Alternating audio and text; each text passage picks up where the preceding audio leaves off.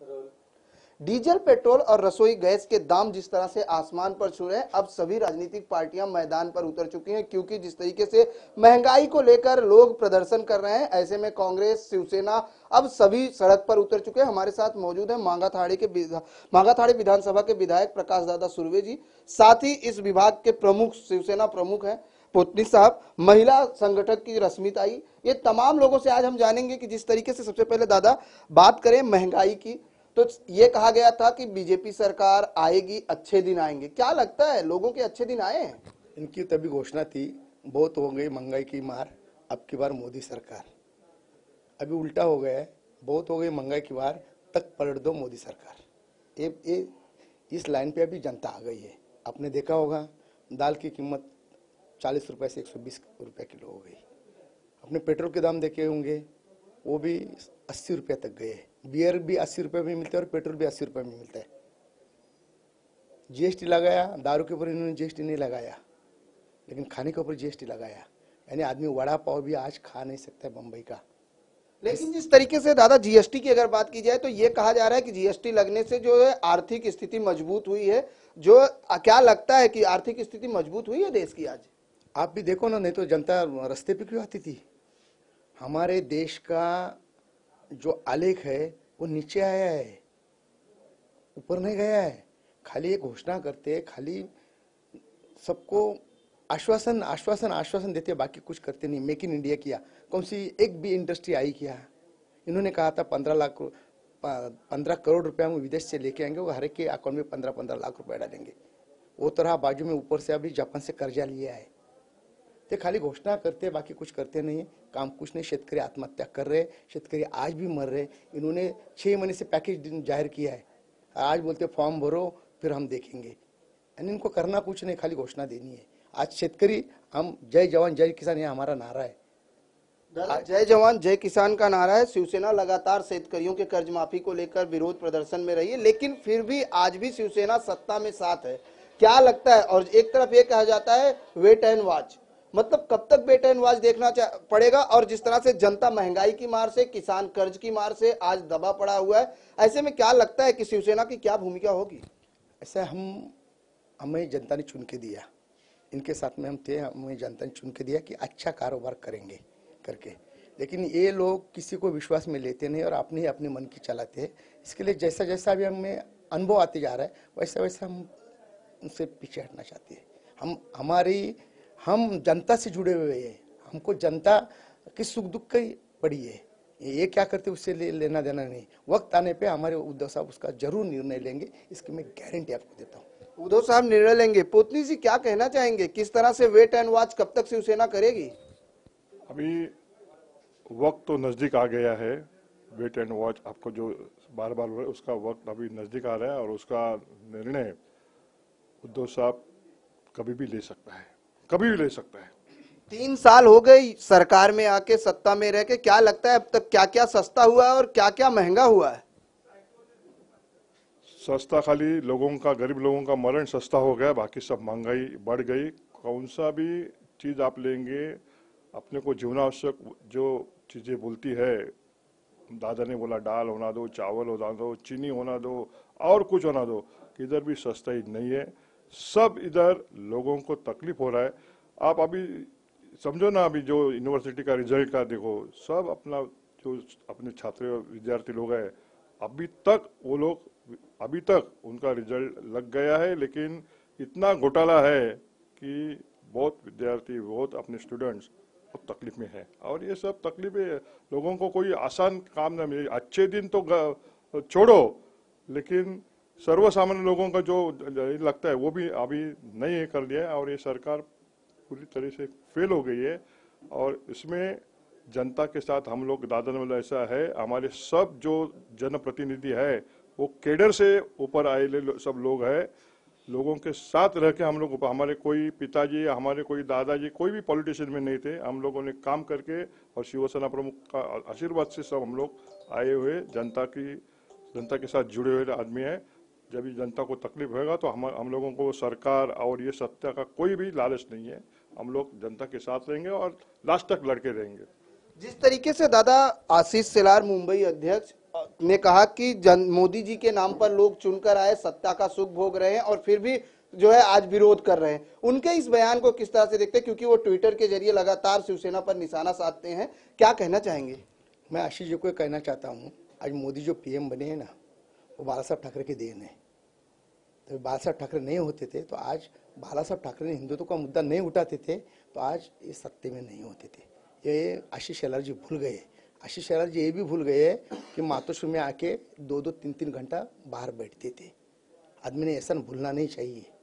आज बड़े हो गए, आपकी पार्टी बड़ी हो गई, पहला शिवसेना 1 नंबर पे थी, आप तब होता है आपकी थोड़ी पार्टी बड़ी हो गई तो पिछले का एहसान भूलता है, वो एहसान फरामोश उनको कहा जाता है।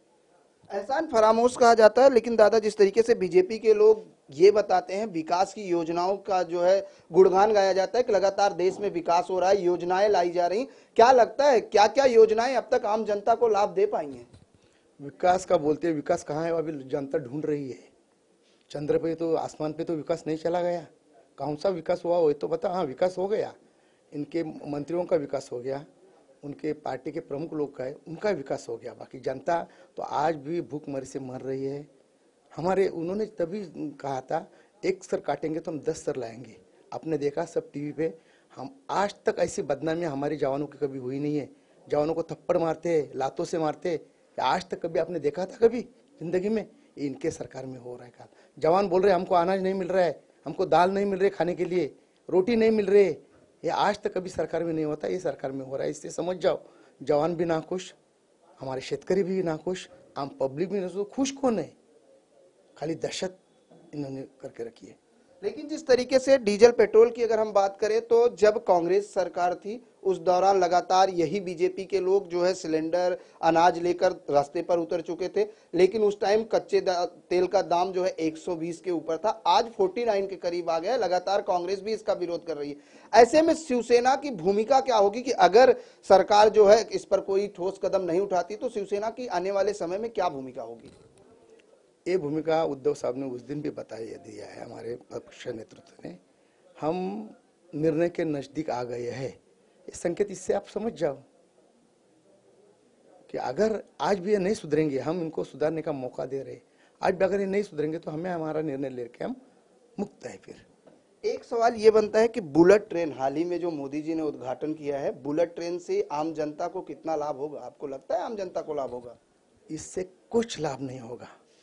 लाभ क्या नुकसान है? आज आप देखो बुलेट ट्रेन 3 घंटे में यहाँ आएगी, उसकी टिकट है 4000 रुपया। एरोप्लेन 8 दिन पहले तुम टिकट बुक करो 2000 में टिकट मिलती है। 8 दिन पहले बुक करो, आज भी जाके देखो 8 दिन पहले बुक करो 2000 में टिकट मिलती है और 40 मिनट में जाता है। तो इसमें किसका भला हो रहा है मुझे बताओ ना। आप मीडिया ने बताना चाहिए किसका भला हो रहा है, किसका नुकसान हो रहा है। तो एरोप्लेन से जाना अच्छा है क्या बुलेट ट्रेन से जाना अच्छा है? सबसे फेल है।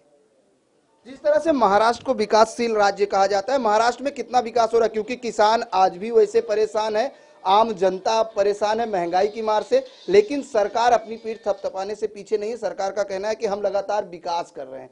महाराष्ट्र में अगर हम बात करें तो कितना विकास हुआ है? आम जनता को जाके आप मिलिए, उनको सवाल पूछिए, किसानों को सवाल पूछिए। हम तो नेता है लेकिन फिर भी आम जनता को आप सवाल पूछिए, फिर आम जनता का आक्रोश क्या है वो सामने नजर आएगा।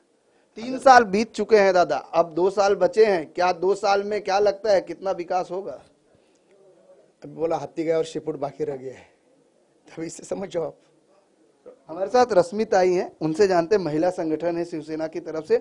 मैडम क्या कहना चाहेंगे? आज इस महंगाई की मार से एक महिला ही जानती है घर किस तरह से चलाया जाता है, ऐसे में रसोई गैस के दाम आसमान पर हैं। महिलाओं का बजट कितना बिगड़ा है?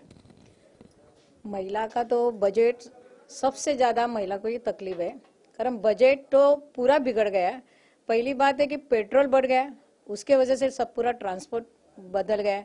सब्जी होने दो या कोई प्रोविजन जो है, जो हम लोग बोलते हैं उसको, जो करधान्य बोलते हैं मराठी में, वो रहने दो, या कोई गैस का देखो। अभी उस टाइम गैस के मुझे लगता है 345 समथिंग ऐसा था, अभी उसका रेट 745 तक गया है। तो सब पूरा बजट मीन्स जो 1000 के अंदर सब जो होता था, अभी उसके लिए 5 से 6000 देना पड़ता है। इतना आज महिला को तकलीफ हो रही है। घर तो वही चलाते हैं, तो उसकी तकलीफ ज़्यादा से ज़्यादा महिलाओं को हो रही है। लेकिन सरकार में युति में होने के बावजूद आखिर शिवसेना को क्यों सड़क पर उतरना पड़ा? अभी दादा ने तो बोल दिया है, भाई पोतनीस साहब ने बोल दिया है, उतरना इसलिए पड़ा कि आज हमारे यहाँ पे जो एमएलए है, हमारे आमदार है, खासदार है, उनके भी है, लेकिन उनको ही न्याय नहीं मिल रहा है। और यहाँ पे सब जो चल रहा है वो हिटलरगिरी चल रहा है। शेतकरी आत्महत्या कर रहे हैं, मोदी जी को कुछ पड़ी नहीं है, उनको पड़ी है सब अपना घूमना फिरना, ये अवार्ड्स में जाओ, उधर जाओ, इधर जाओ। यहाँ पे कई महाराष्ट्र में तो उन्होंने पूरा नोवेयर किया है, देखना ही छोड़ दिया है। शेतकरी आत्महत्या कर रहे हैं, बेरोजगार बढ़ रहे हैं, महंगाई तो मैंने अभी ही बताया कि महंगाई का क्या प्रॉब्लम है। अभी कल परसों का देखो, एक शेतकरी ने आत्महत्या किया, उसने एक अपना जो झाड़ के पत्ती रहते उसके ऊपर उसने लिख के रखा है कि इसकी जिम्मेदारी मोदी की है। तो मुझे यही सरकार से पूछना है कि मोदी को शिक्षा होएगी या नहीं होएगी। आम जनता ने किसी ने ये जो कांड किया होता कि किसी के वजह से किसी ने आत्महत्या करती थी तो उसके ऊपर मुझे लगता है 101% उसके ऊपर कायदा गुना दाखिल कर सकता था। लेकिन मोदी के साथ ऐसा होएगा या नहीं होएगा ये मैं अभी सरकार को पूछ रही हूँ। तो आपने जैसे बताया कि ये सरकार गरीबों के लिए ना उम्मीद है। जब भी हमारे उद्धव जी ने ऐसे बात किया साहब ने कि आप अभी अपने को महंगाई के सत्ते में रह के भी महंगाई इतनी बढ़ गई है कि अभी जनते के साथ हमारे जो आमदार है, खासदार है, लोक प्रतिनिधि है, उनको जनते ने चुन के दिया है। तो जनते के साथ हमको रहना जरूरी है। और जब उद्धव जी साहब हमारे साथ वहाँ से मातोश्री से जो आदेश आएगा वो आदेश के साथ हम लोग रास्ते पे उतरेंगे ही। शिवसेना प्रमुख का जो आदेश आएगा वो लेकर शिव सैनिक रास्ते पर उतरेंगे। दादा चलते चलते आखिरी सवाल, जिस तरीके से स्वच्छ ही सेवा मुहिम चलाई जा रही केंद्र सरकार की तरफ से 15 सितंबर से 2 अक्टूबर तक, क्या लगता है स्वच्छ भारत अभियान का कितना असर पड़ा है देश में? गंगा जी को भी स्वच्छ करने लिए थे, गंगा मैया ने मुझे बुलाया है, गंगा जी को स्वच्छ करने चले थे। वो मंत्रालय खाता बदल के दूसरे के हाथों में दिया, गडकरी के हाथों में दिया, तो उससे जवाब मिल रहा है आपको। हम जवाब देने की जरूरत नहीं, उससे जवाब मिल रहा है। इधर खाने के लिए अनाज नहीं है, शौचालय बांध रहे। आदमी खाएगा तो शौचालय में जाएगा ना। हम उसके लिए ना नहीं बोलते शौचालय बांधो, लेकिन पहला अनाज तो दो। लोगों को रेशन पे 10-10 किलो, ज्येष्ठ सीनियर सिटीजन को 10-10 किलो चावल मिलते थे, 3 किलो दाल मिलती थी और कुछ सामान मिलते था, वो भी इन्होंने बंद करवा दिया। दारिद्र्य रेशन के नीचे जितने भी थे उनको अनाज मिलता था, वो भी इन्होंने बंद करवा दिया। तो लोग खाएंगे क्या? तूर दाल इन लोग ने बोला था हम ही भाव देंगे और खरीदेंगे, कहाँ, किसको दिया? एक भी बात ऐसे मुझे बताओ इन्होंने की है? खाली घोषणा घोषणा घोषणा घोषणा। जनता अभी इतनी पागल नहीं रही है, जनता समझदार जनता है, वो समझते क्या करना और क्या नहीं है, वक्त आने पे समझेगा।